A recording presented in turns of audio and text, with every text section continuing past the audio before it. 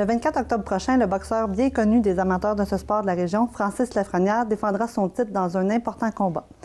Donc, on l'a avec nous pour en jaser. Bonjour, M. Lafrenière. Bonjour, Marie-Claude. Merci d'être là. Ça fait plaisir. On est à plus ou moins 10 jours du combat. J'imagine comment ça se passe l'entraînement, à quoi ça ressemble maintenant? Le gros de l'entraînement est fait. Nos rounds de sparring, de pratique de combat sont faites. La semaine passée, j'ai fini avec mardi 11 rounds, jeudi 12 rounds. Le combat, c'est pour le titre canadien, 10 rounds. Donc, ma job est faite. Les courses, les conditionnements, boxe.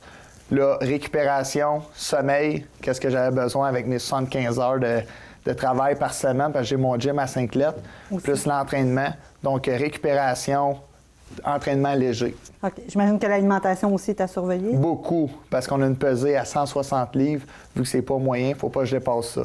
Sinon, je jouais de l'argent à mon adversaire, 20 de ma bourse, puis la ceinture ne sera pas en jeu. OK. Donc, la pesée, c'est quand? Est-ce que ça, c'est la veille, vendredi le 23, d'habitude vers 1h. Ouais. OK, parfait. Puis l'adversaire, en fait, que vous allez affronter le jour J, c'est Aubrey Morrow. Il est 3e au classement au Canada. Exactement. En quoi son style est différent du vôtre?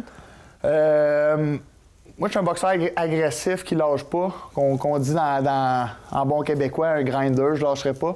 Lui, un bon cogneur, sur 8 victoires, il a 7 knockouts. Okay. Un très bon cogneur. Il a l'air d'avoir une belle vitesse. Moi, je suis un peu plus lent, selon mes oui-dire à moi. Je trouve que je suis un peu plus lent, mais il n'a jamais dépassé les 7 rounds, vu que, justement, ses combats terminaient rapidement. J'ai fait des 10 rounds, des 8 rounds en masse. Donc, je pense que ça va m'avantager. OK. L'avez-vous déjà affronté? Jamais. Donc, c'est la première fois. La première fois. Donc, comment on se prépare? Est-ce que vous regardez des vidéos de lui? Comment ça êtes-vous déjà allé voir un combat? Comment ça se prépare? On a vu un de ses combats sur YouTube. Okay. Un combat qui date de 2010. Donc, on n'a rien à jour. Comme la plupart de mes combats, qu'on ne sait pas vraiment contre qui, tout ça, je mise beaucoup sur ma condition physique, ce qui est une de mes plus grosses atouts.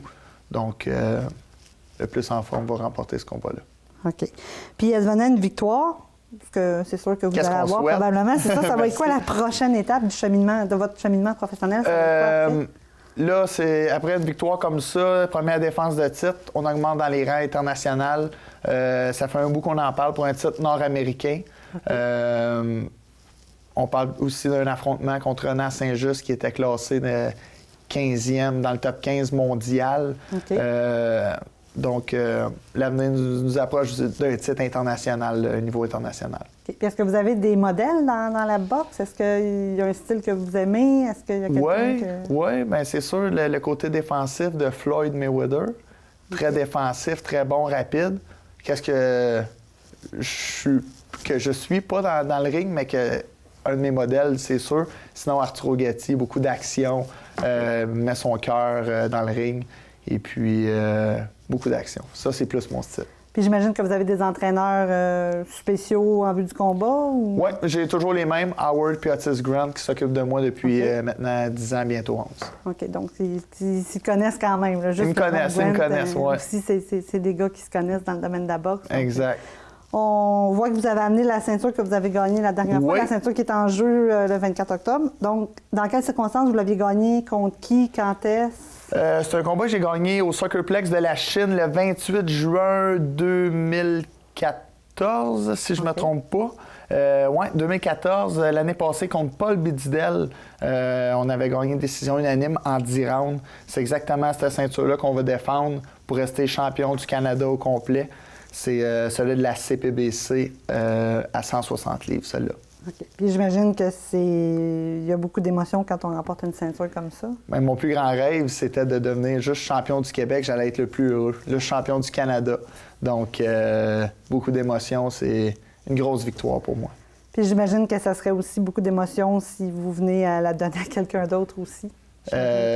Trop d'émotions. J'aime mieux pas penser à ça. Puis je me suis entraîné en conséquence de la garder. Aussi. Elle vaut beaucoup pour moi. Elle vaut beaucoup pour le futur.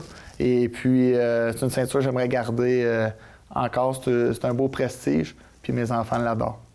Vu qu'elle est bleue. Oui, c'est ça. Bien, on vous le souhaite. Puis un gros merci d'avoir été là. Bien, merci beaucoup.